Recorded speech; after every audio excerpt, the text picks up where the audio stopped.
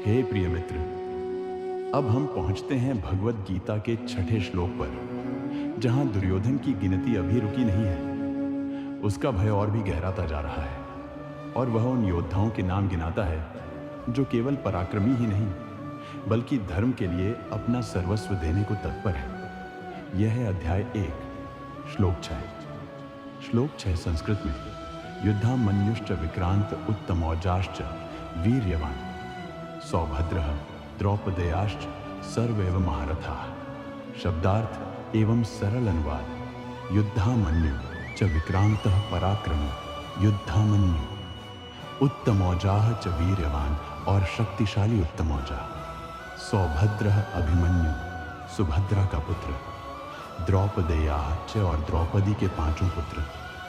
सर्वे एव महारथा ये सभी महान योद्धा महारथी हैं। भावार्थ युद्धामन्यु उत्तमौजा अभिमन्यु और द्रौपदी के पुत्र ये सभी महारथी हैं, अर्थात वे योद्धा जो अकेले ही हजारों को पराजित कर सकते हैं। भावार्थ मधुर करुणामयी वाणी में विस्तार से अब दुर्योधन जिन नामों का उच्चारण करता है वे ऐसे योद्धा हैं जो यौवन साहस और निष्ठा के प्रतीक हैं। युद्धामन्यु धर्म का प्रबल रक्षक, रणभूमि में सदैव अग्रिम पंक्ति में खड़ा रहने वाला वीर। उत्तमौजा पांचाल देश का योद्धा, द्रुपद नरेश का प्रिय, रणकौशल में अद्वितीय। सौभद्र अभिमन्यु अर्जुन और सुभद्रा का पुत्र, कृष्ण का भांजा, युवावस्था में भी चक्रव्यूह को भेदने की क्षमता रखने वाला। उसका नाम आते ही धर्म, वीरता और बलिदान की महिमा याद आती है।